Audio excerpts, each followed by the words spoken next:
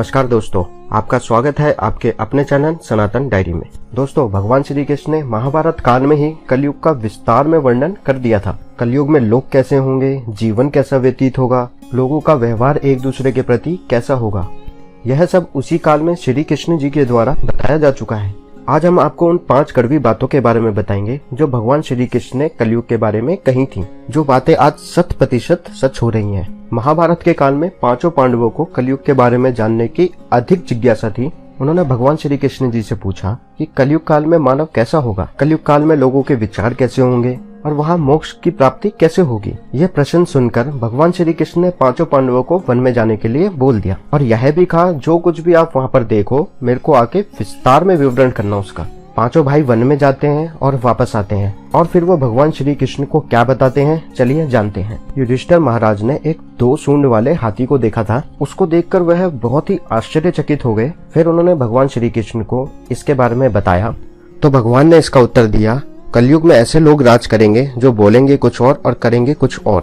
ये लोग दोनों ओर से मानव का शोषण करेंगे। भीम ने देखा एक गाय को जो अपने बच्चों को इतना चाट रही थी कि उसके बच्चे का रक्त निकल आया। भीम यह देखकर दंग रह गए और चिंतित भी हुए। तो उन्होंने भगवान श्री कृष्ण से इसका अर्थ पूछा। फिर भगवान श्री कृष्ण ने इसका उत्तर दिया कि कलयुग का मनुष्य अपने बच्चों से इतना असत्य होगा कि ऐसी ममता के कारण बच्चों का विकास ही रुक जाएगा। यदि किसी का पुत्र साधु बना तो सब उसके दर्शन करेंगे, परंतु अगर स्वयं का ही पुत्र साधु बनेगा तो बहुत ही दुखी हो जाएंगे। वो चिंता करेंगे, वो रोएंगे कि मेरा पुत्र किस राह पर जा रहा है, इसका अब क्या होगा। कलयुग में लोग बच्चों को मोहमाया और परिवार में ही बांध कर रखना चाहेंगे और उसका जीवन वही नष्ट हो जाएगा। फिर भगवान ने वास्तविकता बताते हुए कहा कि तुम्हारे पुत्र तुम्हारे नहीं बल्कि उनकी पत्नियों की अमानत हैं और पुत्रियां उनके पति की अमानत हैं और यह शरीर मृत्यु की अमानत है और आत्मा परमात्मा की अमानत है। अर्जुन ने देखा था एक पक्षी जिसके पंख पर वेद की रुचाई लिखी हुई थी, परंतु वह एक मनुष्य का मांस खा रहा था।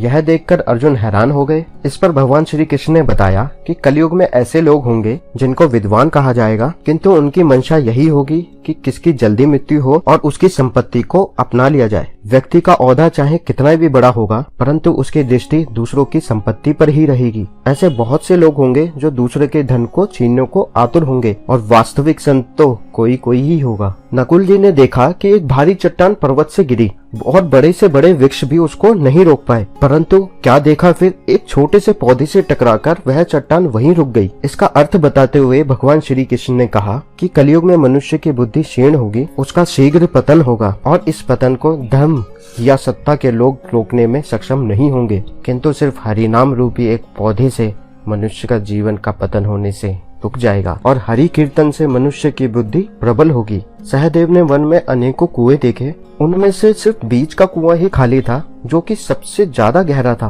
भगवान कृष्ण जी ने इसका अर्थ बताया कि कलयुग में धनी व्यक्ति अपने शौक के लिए पुत्री विवाह में और अपने शौकों में धन खर्च करेंगे, परंतु वह किसी अगर भूखे को देखेंगे तो उसकी सहायता करने में किसी की कोई रुचि नहीं होगी। इंद्रियों की संतुष्टि, मदिरापान, मांस भक्षण और व्यसन में धन खर्च किया जाएगा। जो लोग ऐसी आदतों से दूर होंगे उन पर कलयुग का नहीं बल्कि परमात्मा का प्रभाव होगा। तो दोस्तों, ये थे कलयुग के 5 कड़वे सत्य जो भगवान श्री कृष्ण द्वारा बताए गए थे, जो कि आज सच भी हो रहे हैं, जिसको आप लोग भी महसूस कर सकते हैं। हम आगे आने वाली वीडियो में भी चर्चा करते रहेंगे महाभारत, भागवत गीता और महाभारत के तथ्यों की। तो आप कमेंट करके हमें बताइए कि आपको हमारी ये वीडियो कैसी लगी, और अगर अभी तक आपने हमारे चैनल को सब्सक्राइब नहीं किया है तो नीचे दिए गए सब्सक्राइब बटन पर अभी क्लिक कीजिए और इस चैनल को अपना बना लीजिए। दोस्तों, साइड में दिए गए बेल आइकन को भी क्लिक करना ना भूलें ताकि आपको हमारी सारी वीडियो की नोटिफिकेशन सबसे पहले मिल सके। तो नमस्कार दोस्तों, मिलते हैं आपसे अगली वीडियो में एक नए तथ्य के साथ।